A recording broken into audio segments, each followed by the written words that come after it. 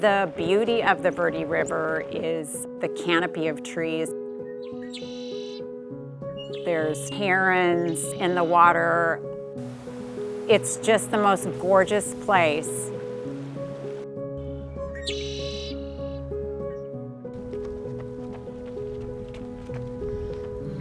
When I was in 7th grade, I lived in an area on West Killer Creek, and there was a major flood. Our house literally floated away. We lost everything in that flood. I am afraid of water a little bit, but on the other side of that, I have a love of water. It absolutely needs to be protected. I am the spectrum of water.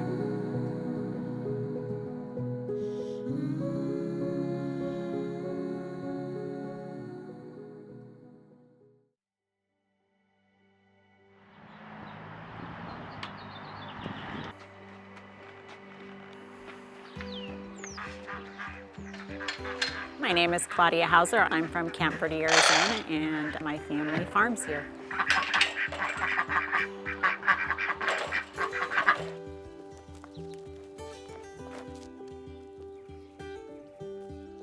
I'm extremely concerned about the water supply in this area, mainly because of this continued growth that is happening in our valley and all over Arizona and the Southwest. We have to protect our water. I'm just not that girl that wants the growth, but I also understand that everything cannot be my way. I really wish that people would stop and think about the future. We need to make sure that there's enough water and start asking the hard questions about, is this growth reasonable? Can we sustain it for the future? With the Farm Bill money and all of the projects that we have entered into, either crop conversion or center pivot projects, saving water is so important. All the water that we save in our crop conversions, that water in the Verde River goes down to the Phoenix metro area. A typical day for me would be, I love to get up early, and then I would head out if there was any irrigating to do. I always have my AirPods in, and obviously since I'm 58, I probably have some classic rock going on.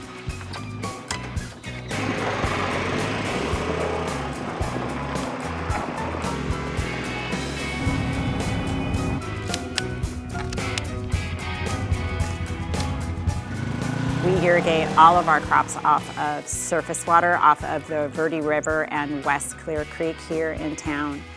That would mean turning the water on from our ponds, sending it down a cement ditch and into whatever I would be irrigating. Right now it would be, we have malt barley growing at the house.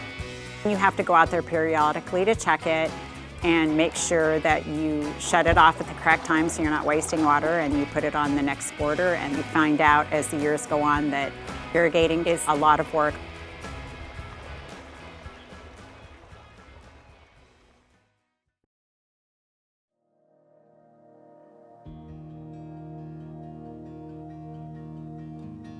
Several years ago, we did a crop conversion where we typically grew a lot of alfalfa, but it takes a lot of water in the summertime. So we were talked into growing some malt barley. With barley, you plant it in January, February, and then you harvest it in June.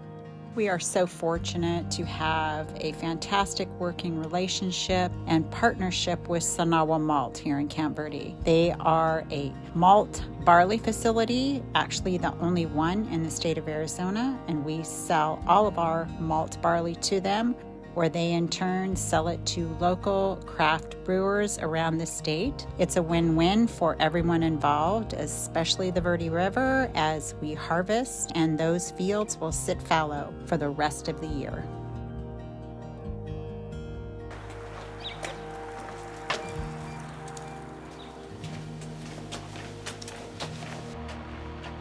My late husband's family began farming in Camp Verde in the 70s.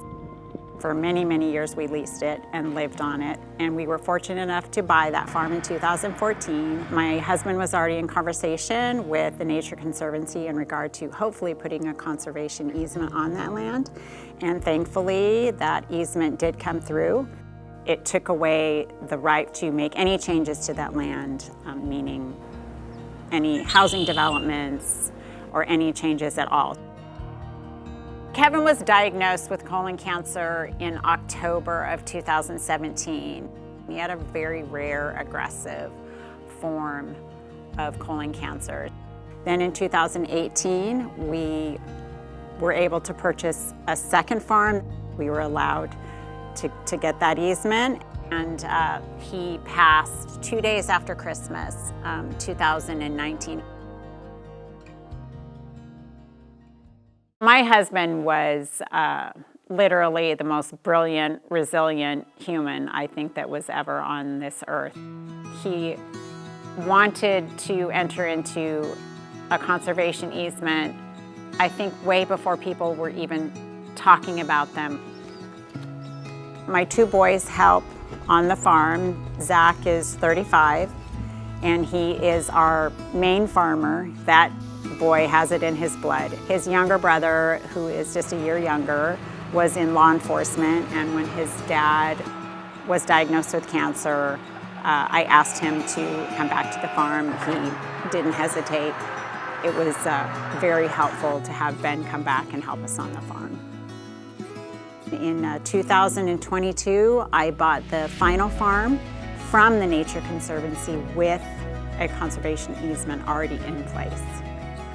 It's what we would consider a forever farm. So the way it looks now, it will look the same in 50 years, 200 years, 500 years. I believe that Camp Verde is 100% behind our farm. It's been here for so long that it's just part of the vista. With the Farm Bill money, we are so thankful that we have been given the opportunity to accept these funds for conservation easements, irrigation projects. I hope that other communities, other farmers, and just other people see and jump on board. My late husband always said, deep down, everybody wants to be a farmer. I love farming, and I just feel like I'm the luckiest girl in the world. There's nothing more rewarding than to be a farmer. It's very satisfying to plant a seed, take care of it, harvest it. I'm surrounded by my family. 4 kids, almost 11 grandkids, and they all work with me. When he was sick, we kept working. So after he passed, we never faltered. We never stopped. Don't worry, I'm working. I have no doubt that Kevin is looking down and he is beaming with pride at how we have continued his legacy. I know that my family will be successful here in this town for many generations to come.